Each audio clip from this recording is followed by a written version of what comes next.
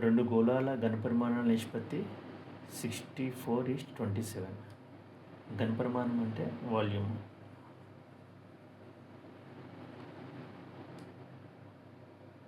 ఉపరితల వైశాల్యం అంటే surface area.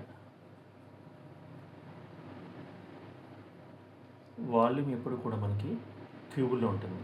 Cube. Surface area ఎప్పుడు కూడా మనకి స్క్వేర్లో ఉంటుంది. ఇది గుర్తుపెట్టుకుంటే మనకి ఈ సమ్ ఈజీగా సాల్వ్ అయిపోతుంది. జనరల్గా మనము గోళం ఘనపరిమాణం చూసినట్లే V = 4/3 πr3. సర్ఫేస్ ఏరియా చూసినట్లయితే ఉపరితల వైశాల్యం 4πr². అంటే ఇక్కడ r అంటే ఒక గోళం తీసుకున్నామంటే దాని వ్యాసార్థం. వాల్యూమ్లో ఫామ్లోనే మనకి క్యూబ్ ఉంటుంది, ఏరియా ఫామ్లో మనకి స్క్వేర్ ఉంటుంది. ఈ ఫార్ములాస్ ఇవన్నీ అవసరం లేదు, ఒకటే గుర్తుపెట్టుకోవాలి. వాల్యూమ్లో మనకైతే మనకి క్యూబ్లో ఉంటుంది, సర్ఫేస్ ఏరియా అయితే మనకి రేడియస్ స్క్వేర్లో ఉంటుంది. ఇక్కడ ఘనపరిమాణాల నిష్పత్తి అన్నాడు, ఘనపరిమాణము అని అన్నాడంటే అది క్యూబుల్లో ఉన్నట్టే.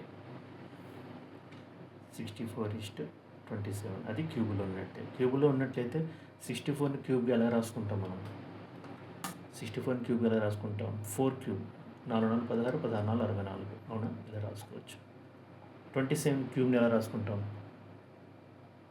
3 క్యూబ్, 3 3 9, 9 3 27. అంటే ఘనపరిమాణం రేషియో ఇచ్చినట్లయితే వాటిని మనం క్యూబ్లో రాసుకోవాలి. అంటే ఏంటవుతుంది? 4 క్యూబ్. 27ని క్యూబ్లో రాసుకోవాలంటే 3 క్యూబ్. అంటే ఇక్కడ మనకి ఈ రేడియస్ వ్యాసార్థం అంటే ఇది మనకి ఎంత అయింది? 4. ఇక్కడ వ్యాసార్థం ఎంత అయింది? 3 అయింది. కానీ మనకి వాడు ఉపరితల వైశాల్యం అడిగాడు. ఉపరితల వైశాల్యం అంటేనే స్క్వేర్. వైశాల్యం అంటే స్క్వేర్. ఏ నెంబర్ అయితే వచ్చిందో మనకి బేసెస్లోని వాటికి మనం ఏం చేయాలి? వైశాల్యం అంటే స్క్వేర్ చేయాలి. వైశాల్యం అంటే మనం వాటికి స్క్వేర్ చేయాలి. స్క్వేర్ చేసినట్లయితే ఇక్కడ స్క్వేర్ పెట్టాలి, ఇక్కడ స్క్వేర్ పెట్టాలి. అప్పుడు ఏంటవుతుంది? 16:9. అంతే, ఆన్సర్ అయిపోయింది. చాలా ఈజీ సమ్. ఈ ఫార్ములాస్ ఇవన్నీ అవసరం కూడా లేదు.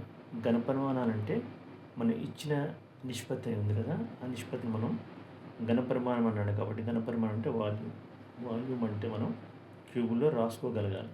64ని 4 క్యూబ్ అని రాసుకోగలగాలి.